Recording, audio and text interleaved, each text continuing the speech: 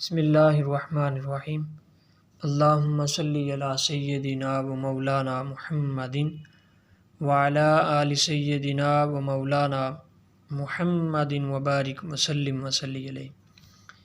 معزز سامعین، ایک اہم مسئلہ وہ یہ ہے کہ جمعہ کے دن کی خاص گھڑی جس کا ذکر حضور صلی اللہ علیہ وآلہ وسلم نے فرمایا کہ جو کوئی بندہ مومن اس گھڑی کو پالے تو ان لمحات میں وہ اپنے رب سے جو کچھ بھی مانگے اللہ اس کو عطا کرتا ہے۔ اب بہت سارے لوگ پوچھتے ہیں کہ وہ خاص گھڑی، وہ خاص لمحات جمعہ کے پورے دن میں سے کون سے ہیں؟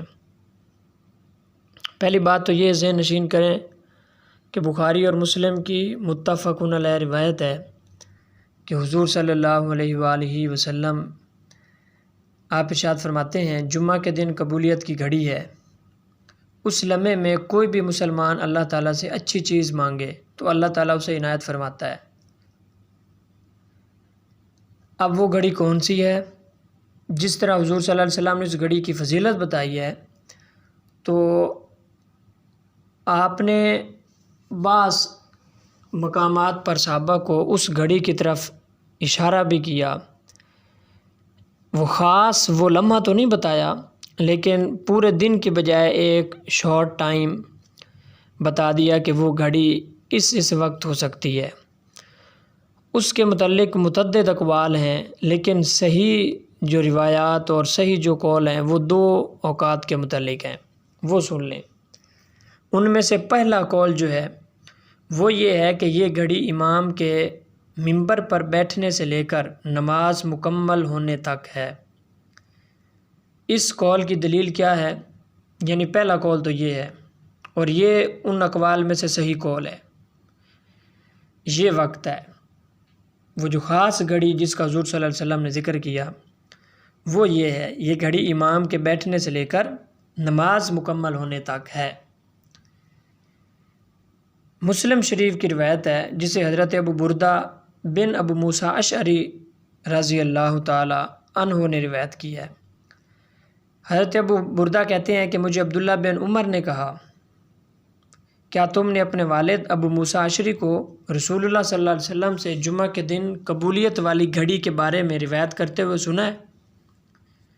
حضرت ابو بردہ بیان کر رہے ہیں کہ مجھ سے عبداللہ بن عمر نے پوچھا کہ کیا تم نے اپنے باپ ابو موسیٰ اشعری کو رسول اللہ سے جمعہ کے دن قبولیت والی گھڑی کے بارے میں روایت کرتے ہوئے سنا ہے؟ تو حضرت ابو بردہ نے کہا جی ہاں، میں نے انہیں کہتے ہوئے سنا ہے۔ وہ یہ کہہ رہے تھے کہ رسول اللہ صلی اللہ علیہ وسلم کو میں نے یہ کہتے ہوئے سنا ہے کہ یہ گھڑی امام کے منبر پر بیٹھنے سے لے کر نماز کے مکمل ہونے تک ہے۔ اسی طرح پھر ترمذی شریف اور ابن ماجہ میں کثیر بن عبداللہ بن عمر بن عوف المزنی کی روایت ہے، وہ اپنے والد سے، وہ اس کے دادا سے بیان کرتے ہیں کہ نبی کریم صلی اللہ علیہ وسلم نے فرمایا بلا شبہ جمعے کے دن ایک ایسی گھڑی ہے جس میں کوئی بھی بندہ اللہ تعالیٰ سے کچھ بھی مانگے تو اللہ تعالیٰ اسے وہی عنایت فرماتا ہے۔ صحابہ نے پوچھا اللہ کے رسول یہ کون سی گھڑی ہے؟ تو آپ صلی اللہ علیہ وسلم نے فرمایا نماز کھڑی ہونے سے لے کر نماز ختم ہونے تک ہے۔ اس حدیث کو بعض محدثین نے ضعیف لکھا ہے لیکن یہ مکمل جو پہلی روایت میں نے آپ کے سامنے رکھی ہے مسلم شریف کی حضرت ابو بردہ والی صحیح روایت ہے کہ جس میں حضور صلی اللہ علیہ وسلم نے فرمایا کہ وہ لمحہ امام کے منبر پر بیٹھنے سے لے کر نماز کے مکمل ہونے تک ہے۔ ایک قول تو یہ ہے کہ وہ خاص گھڑی اس دورانیے میں سے کوئی ایک بھی ہو سکتی ہے، یعنی امام جب منبر پر آتا ہے خطاب کرنے کے لیے تو وہاں سے لے کر نماز کھڑی ہونے کے سے لے کر اور پھر نماز مکمل ہونے تک آپ وہ نماز کے دوران بھی مانگ سکتے ہیں۔ نماز کے دوران بھی کوئی گھڑی ہو سکتی ہے، رکوع میں، سجدے میں، قیام میں، کسی بھی مقام پہ آپ دعا مانگ سکتے ہیں۔ ایک قول تو یہ ہے۔ پہلا قول یہ ہے کہ وہ گھڑی امام کے منبر پر بیٹھنے سے لے کر نماز کے ختم ہونے تک ہے اور اس کی دلیل مسلم شریف کی روایت ہے۔ دوسرا قول یہ ہے کہ یہ گھڑی عصر کے بعد مغرب کی نماز کا وقت شروع ہونے سے پہلے تک ہے، یہ بھی صحیح ترین قول ہے۔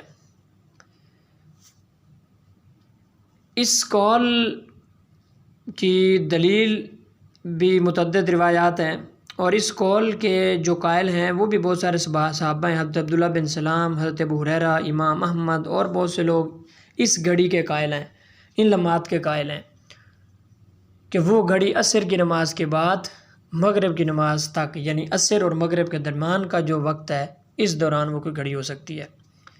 اس قول کی دلیل امام احمد بن حنبل کی مسند میں روایت کردہ حدیث ہے، جسے ابو سعید خدری اور حضرت ابو ہریرہ رضی اللہ تعالیٰ عنہما بیان کرتے ہیں کہ رسول اللہ صلی اللہ علیہ وسلم نے ارشاد فرمایا، بلا شبہ جمعہ کے دن ایک گھڑی ہے جس گھڑی میں کوئی بھی مسلمان بندہ اللہ تعالیٰ سے کوئی بھی اچھی چیز مانگے تو اللہ اسے وہی عنایت فرماتا ہے۔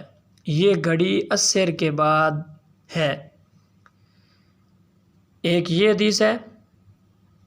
اسی طرح ابو داؤد شریف کی ایک روایت ہے اور نسائی شریف کی جابر بن عبداللہ سے یہ روایت ہے۔ جابر بن عبداللہ رسول اللہ صلی اللہ علیہ وسلم سے بیان کرتے ہیں کہ آپ نے فرمایا، جمعہ کا دن 12 پہر پر مشتمل ہے، 12 گھڑیوں پر مشتمل ہے۔ ان میں سے ایک لمحہ ایسا ہے جس میں کوئی مسلمان اللہ تعالیٰ سے کچھ بھی مانگے تو اللہ تعالیٰ اسے وہی عطا فرماتا ہے جو اس نے مانگا تھا۔ تم اسے جمعہ کے دن عصر کے بعد آخری لمحے میں تلاش کرو۔ اسی طرح سعید بن منصور نے اپنی سنن میں ابو سلمہ بن عبد الرحمن سے نقل کیا ہے کہ رسول اللہ صلی اللہ علیہ وسلم کے صحابہ کرام ایک جگہ پر جمع ہوئے۔ جمعہ کے دن قبولیت کی گھڑی کے بارے میں گفتگو شروع ہو گئی تو مجلس ختم ہونے سے پہلے سب اس بات پر متفق ہو چکے تھے کہ یہ جمعہ کے دن کی آخری وقت میں ہے، اور جمعہ کے دن کا آخری وقت وہی ہے عصر کے بعد مغرب، چونکہ جو ہی مغرب کا ٹائم شروع ہوگا تو اگلا دن شروع ہو جائے گا۔ اسی طرح سنن ابن ماجہ میں عبداللہ بن سلام رضی اللہ تعالیٰ عنہ سے مروی ہے کہ میں نے رسول اللہ صلی اللہ علیہ وسلم کی موجودگی میں کہا، ہم کتاب اللہ یعنی تورات میں جمعہ کے دن ایک گھڑی کا ذکر پاتے ہیں جس گھڑی میں جو کوئی مومن بندہ نماز پڑھتے ہوئے اللہ تعالیٰ سے کچھ مانگے تو اللہ تعالیٰ اس کی وہی ضرورت پوری فرما دیتا ہے۔ عبداللہ بن سلام کہتے ہیں رسول اللہ صلی اللہ علیہ وسلم نے میری تصحیح کرتے ہوئے اشارہ کیا یا گھڑی کا کچھ حصہ۔ میں نے کہا آپ نے درست فرمایا، گھڑی کا کچھ حصہ۔ میں نے آپ سے عرض کیا یہ گھڑی کون سی ہے؟ آپ صلی اللہ علیہ وسلم نے فرمایا یہ جمعے کے دن کی آخری گھڑی ہے۔ میں نے کہا جمعے کے دن آخری لمحہ نماز کا وقت تو نہیں ہے؟ یعنی وہ حضور صلی اللہ علیہ وسلم کی حدیث ہے جس میں حضور صلی اللہ علیہ وسلم نے فرمایا کہ عصر کے بعد کوئی نماز نہیں ہے حتیٰ کہ سورج غروب ہو جائے۔ تو آپ نے فرمایا تم صحیح کہتے ہو، لیکن جب کوئی مومن بندہ نماز پڑھ کر بیٹھ جائے، اسے نماز کا انتظار کہیں جانے سے روکے تو وہ شخص بھی نماز ہی میں ہے، یعنی نماز کے انتظار میں بیٹھنا گویا کہ نماز میں ہی بیٹھنا ہے۔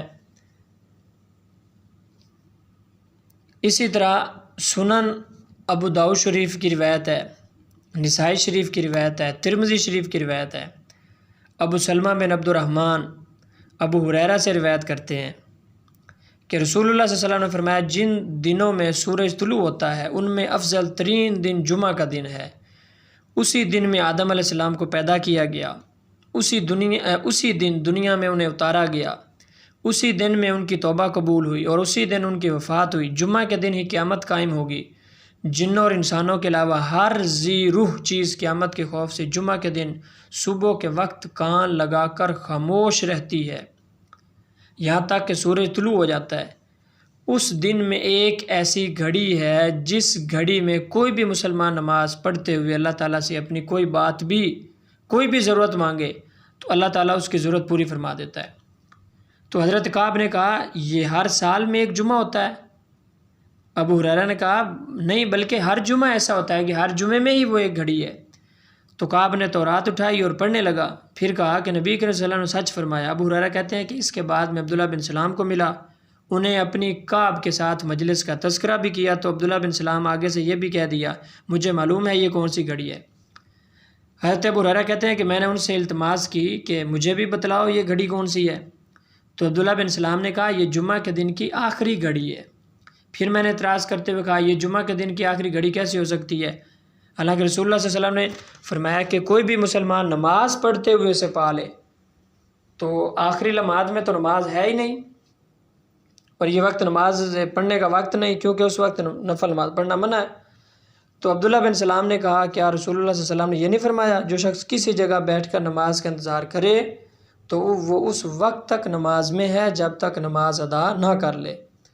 ابو ہریرہ کہتے ہیں میں نے کہا بالکل آپ نے صحیح فرمایا۔ تو عبداللہ نے کہا یہاں نماز سے یہی مراد ہے۔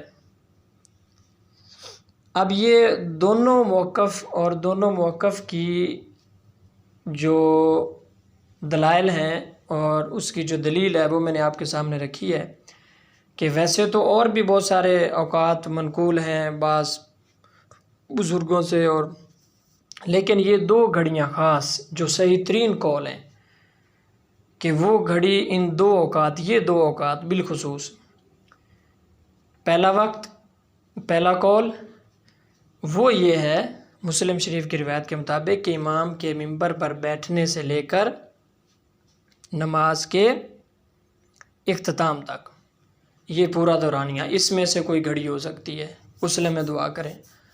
اور دوسرا جس کے متعلق متعدد روایات ہیں وہ یہ ہے کہ جمعہ والے دن عصر کی نماز سے مغرب کی نماز کے دوران وہ کوئی گھڑی ہے، تو اس لیے یہ صحیح ترین اقوال ہیں۔